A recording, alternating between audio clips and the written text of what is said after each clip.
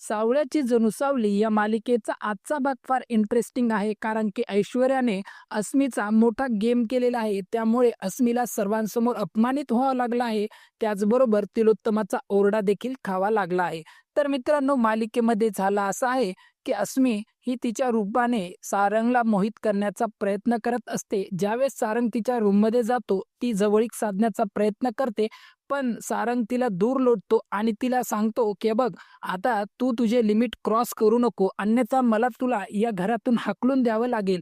फक्त आत्तापर्यंत सत्य सगळ्यांसमोर आलेलं नाही, म्हणून तू या घरामध्ये टिकून आहेस. पण ज्या दिवशी सत्य सगळ्यांसमोर येईल आणि तू कसूरवार आहेस हे लक्षात येईल, त्यावेळेस मात्र तुला क्षणभर सुद्धा मी या घरात ठेवणार नाही. पुढे सारंग म्हणतो, हे बघ अस्मी, आता यापुढे असं व्हायला नको, असं म्हणून मग तो तिथून निघून जातो. तर इकडे अस्मी मात्र रडत बसलेली असते. तेवढ्यात तिथे ऐश्वर्या येते आणि मग तेव्हा ऐश्वर्या तिला म्हणते, असं वाटत आहे परत एकदा तू माती खाल्ली आहे.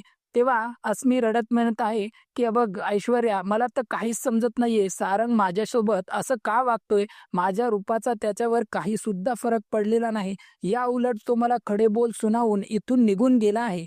तेव्हा ऐश्वर्या तिला म्हणते, हे बघ, तुला मी म्हणलं होतं की माझ्या शिवाय तू या घरामध्ये कुठलाही प्लॅन यशस्वी करू शकत नाहीस आणि तू हे चांगलंच लक्षात ठेव, नाहीतर मग प्रत्येक वेळेस तुला अशाच प्रकारे माती खावी लागेल. तर आता मी तुला एक गोष्ट सांगते, घरामध्ये मोठा कार्यक्रम होणार आहे. त्या कार्यक्रमात तो सखदेवचा तुला अपमान करायचा आहे.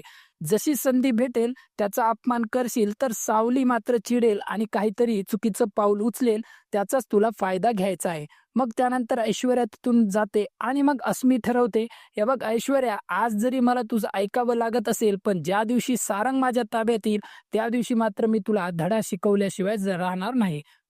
तर मित्रांनो, घरामध्ये रामनवमीचा उत्सव चालू होतो. सगळेच जण फार आनंदात असतात. तिथे पाळणा देखील मांडला जातो आणि मग एक एक जण त्याची पूजा देखील करतं. पूजा देखील सुरू होते आणि तेवढ्यात आपल्याला सखदेव दिसतो, जो की कीर्तनकाराच्या रूपाने सगळ्यांसमोर आलेला असतो. तो सगळ्यांना एक छानसा उपदेश करतो. सगळेजण टाळ्या वाजवतात.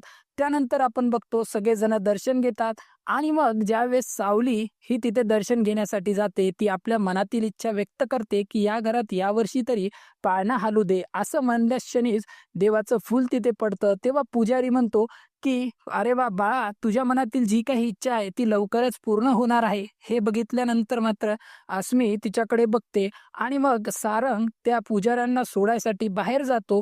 तेवढ्यातच आपण बघतो सगळी पूजा संपलेली असते आणि मग आरतीचं ताट घेऊन ज्यावेळेस सखदेव हा समोर जात असतो, अस्मी तिची चाल खेळते, त्याच्या पायात पाय अडकवते आणि त्याला खाली पाडते आणि तो तिलोत्तमाच्या जवळ जाऊन पडतो. तेव्हा तिलोत्तमा भयंकर चिडते आणि म्हणते, तुला अक्कल आहे का?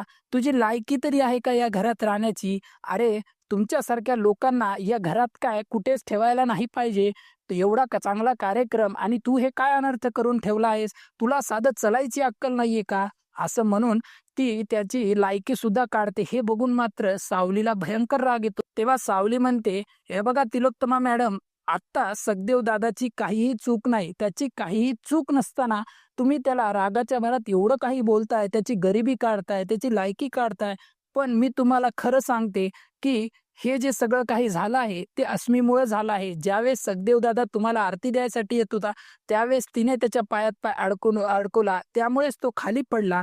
मग हे ऐकल्यानंतर तिलोत्तमाला तर पहिले तर विश्वासच पटत नाही आणि मग तेव्हा खरा गेम ऐश्वर्या करते. तेव्हा तिलोत्तमा म्हणते की ही मुलगी खरं बोलत आहे का? अस्मी, तू सांग. तेव्हा अस्मी काहीही बोलत नाही आणि मग ऐश्वर्या म्हणते की हो मॉम, मी स्वतःच्या डोळ्याने बघितलं आहे की ज्यावेळेस सखदेव हा जात होता त्यावेळेस अस्मीनेच पायात पाय अडकून त्याला पाडला आहे. हे ऐकल्यानंतर मात्र तिलोत्तमाचा राग अनावर होतो आणि मग ती अस्मीला म्हणते, अस्मी, तुझ्याकडून मला ही अपेक्षा नव्हती आणि तू असं का केलंस? ज्यावेळेस मी विचारत होते त्यावेळेस तू शांत बसली होती आणि एक शब्दानं सुद्धा बोलली नाहीस. तू खोटं वागलीस. असं करण्याची काय गरज होती? तुझ्यामुळे मी त्या मुलाला खूप काही बोलले आहे. आणि ज्यावेळेस अस्मीला तिलोत्तमा ओरडत असते त्यावेळेस अस्मी रागाने ऐश्वर्याकडे बघते कारण की इथे आता फार मोठा गेम झालेला आहे आणि मात्र ऐश्वर्याला हसू येत असतं. तर मित्रांनो, मग सावलीमुळेच आता सगदेवर खोटे आरोप होण्यापासून तो वाचतो, तर तिलोत्तमा त्याची क्षमा देखील मागते. तर मित्रांनो, आता मालिकेच्या येणाऱ्या भागात आपल्याला असं बघायला भेटणार आहे की घरामध्ये आता एक हळदीसाठी मोठी डील होणार असते. त्यासाठी सारंगला एका कंपनीकडून मेसेज देखील आलेला असतो आणि त्यांनी त्या कंपनीला इकडे बोलवलेलं असतं. गावाकडची कंपनी असते ती. आणि मग मात्र इकडे सूर्यकुमारचा काही वेगळाच प्लॅन असतो. सूर्यकुमार म्हणतो, कुठल्याही परिस्थितीत या गावंढळ लोकांची डील मी काही होऊ देणार नाही. तर मित्रांनो, सूर्यकुमार ज्यावेळेस फोनवर बोलत असतो एका दुसऱ्या पर्सनला, त्यावेळेस तो म्हणत असतो की "हे बघा, जास्त टेन्शन घ्यायचं नाही, कारण की आमच्या इथे फक्त हिशोब मोजला जातो. तुम्ही कसं काय देताय याला कोणी मोजत नाही. तर तुम्ही एक काम करा, जी हळद दुसरी आहे ती 2 हळदी मिक्स करून टाका. त्याची क्वालिटी थोडी डाऊन झाली तरी चालेल.